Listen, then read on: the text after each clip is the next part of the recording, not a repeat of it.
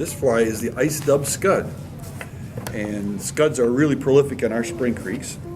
Mike Miller, our DNR biologist, tells us that 40% of the biomass in our spring creeks are scuds. And they did a study in Minnesota where they did stomach sampling, and they found out they were even a higher preference for trout. So if you don't fish a scud in the spring creeks, I think you're missing something. The other thing that's nice about them is they're not an insect, so they don't hatch, so they're there all year round. So I'm using a size 12 heavy wire scud hook, and I've completely covered it in yellow thread because I want a little bit of yellow showing through. And now I'm going to completely get as much aught 20 lead, a little lighter than we used on the last fly, as much as I can get on this fly. Now, scuds come in all sizes, and I do tie this in a little tiny scud too. It's unweighted that I use as a trailer, but this is my basic weighted fly to get other trailers down as well.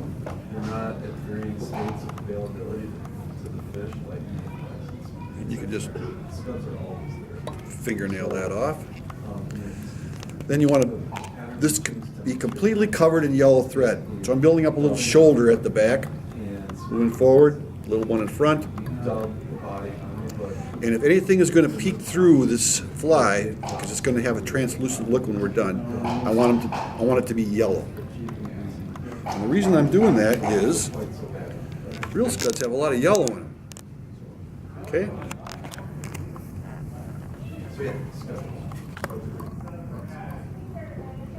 And I'll trail, depending on the season, and I'll use this a lot, but I'll trail in the March like this. I'll trail Batis behind them, my Bob White Batis, and then when caddis start coming, I have a green caddis. So now it's covered completely with yellow. And I'm going to use UV tan ice dub. Okay. I'll also tie them in orange. I know the label says UV shrimp pink, but I think that looks like orange, doesn't it?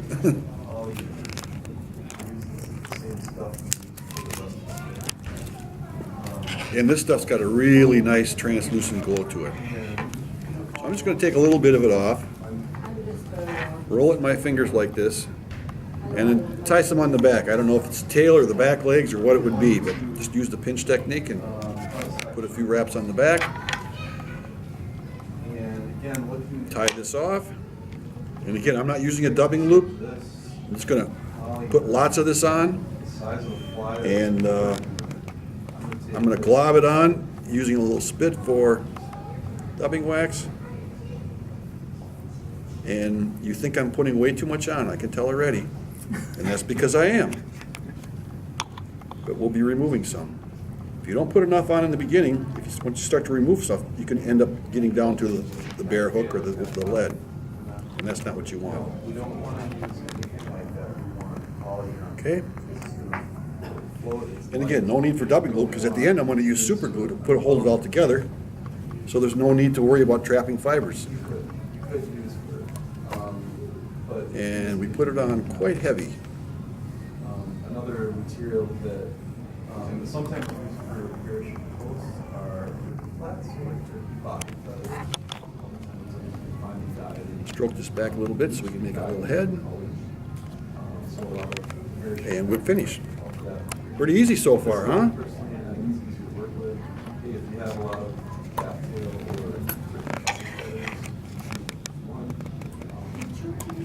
Now here's where you make it look like a scud. Okay? So it's a big glob of ice stuff right now. What I'm actually going to do is I'm going to cross-cut the fibers on the top. And if I didn't put enough on when I did that, I'd end up down to the bare hook. And I'm going to cut a little bit off on the sides. And I'm going to start drawing some of these fibers down.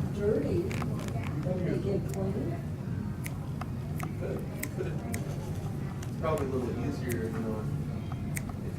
You can take a bodkin, and what you want to do is you want to pick out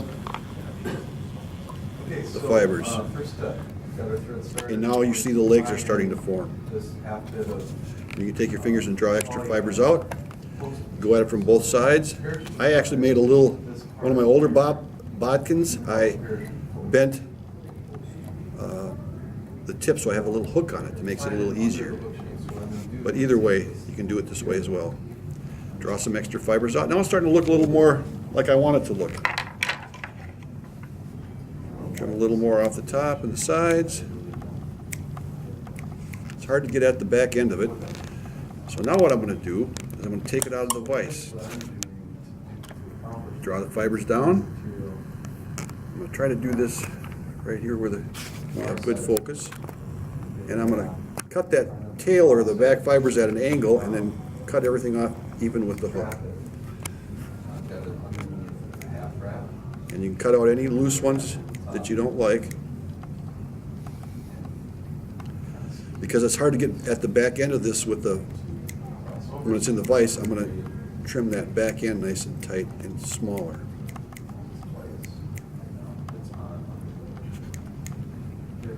You can tie it on top of the shape.